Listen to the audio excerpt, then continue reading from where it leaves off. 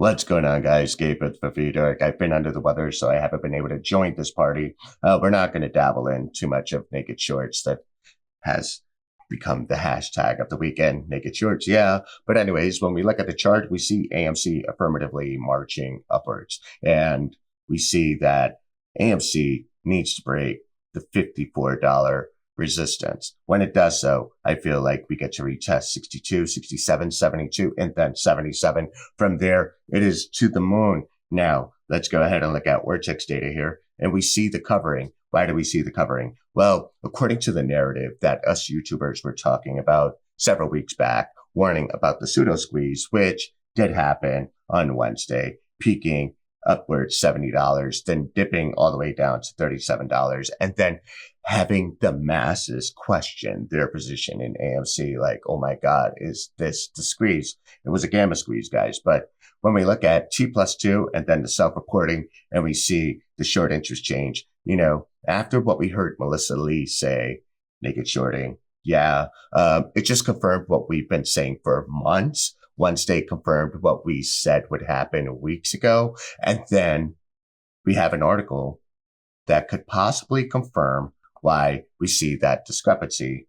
When we look at this article here, now this applies to GME, but evidence points to GME shorts not having covered by pretending they did via the use of options to illegally cover with synthetic long shares. Essentially, trader A may enter a buy right transaction consisting of selling deep into money calls and buying shares of stock against a call sale. By doing so, trader A appears to have purchased shares to meet the broker-dealer's closeout obligation for a fail to deliver that resulted from the reverse conversion. In practice, however, the circumstances suggest that trader A has no intention of delivering shares and is instead reestablishing or extending a failed position.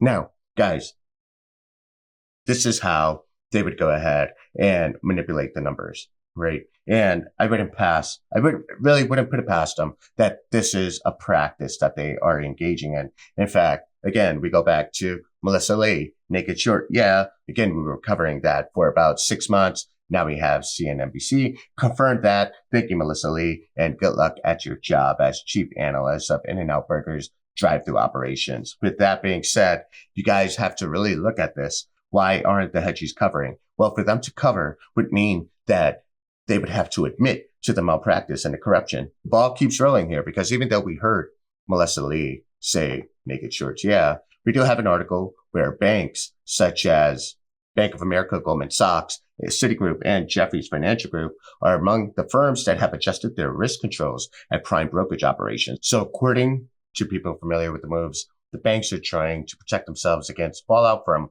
extreme surges and dips that have characterized trading in companies including AMC Entertainment, Microvision, and GameStop. But here's the key word once again, and the practice of naked shorting. The strategy allows hedge funds to make bets that exceed market values of some companies. That's become a signal for small-time investors that there's a potential to profit off a short squeeze. Now, guys, naked shorting has been made illegal since 2008. Now, a lot of you young apes are probably running around in Power Rangers or Powerpuff Girl costumes for Halloween. They're probably just, fascinating over Megan Fox and the first Transformers. But guys, this is something that's been illegal for damn near 12 years.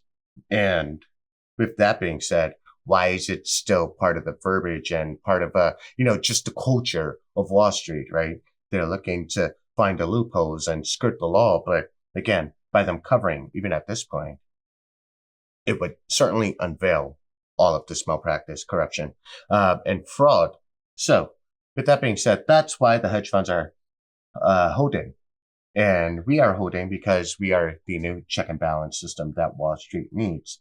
And we want attendees because for so long, these guys have been getting away with illegal practices and hurting the little guy, hurting the teacher's fund, hurting your 401k, hurting retail investors for years and years and years, all because they were left unchecked. And so what we have done as a community, as an army of apes, we literally sit here and we squat and we hold, and we're not budging.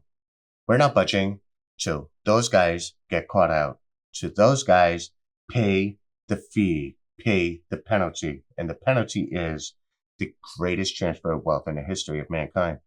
And so, guys, do not be surprised that moving forward, you're going to hear more FUD, you're going to hear more manipulation, and you're probably going to hear people say, hey, AMC X. No, it's AMC. I've been getting emails, people telling me people are investing in the wrong ticker. Guys, it's just AMC, not AMC X. Invest in AMC. Just buy and hold. All right. We've been talking about this moment for months, and a lot of people thought us YouTubers were crazy. Myself, Trey, Matt Kors, Jeffrey Forbes, Wrench Capital, the ape community over at Wall Street Bets Elites, AMC Stocks, Wall Street Bets, people thought we were crazy. And it's funny though, because even my own family, they were like, hey, what are you doing? What, the movie theaters? You going to save the movie theaters? And they just really didn't understand, But see, here's the thing. You're going to hear analysts continually bring up the word fundamental. And guys, let's talk about fundamentals, because Tesla is not legitimately profitable selling cars alone. Let that sink in. Tesla is not legitimately profitable selling cars alone. Let's look at Airbnb. $150 a share, yet they struggle to make a profit. Let's look at Uber. Again, another company, and, we love to love Uber, but they're not profitable yet. They're trading at $50 a share. So when we talk about fundamentals, guys, it doesn't apply. People want to apply it when it suits the conversation or it suits their position or the debate. But Wall Street's never been about fundamentals. I mean, me being a trader, I'm a momentum trader. I don't care about fundamentals. I care about momentum, right? And at the end of the day, guys, all you got to do is hold. And that's it. $1,000, $5,000, $10,000, whatever. You name your price. Just hold. This is Gabe. I'm signing out. I'm sick like a dog. Peace.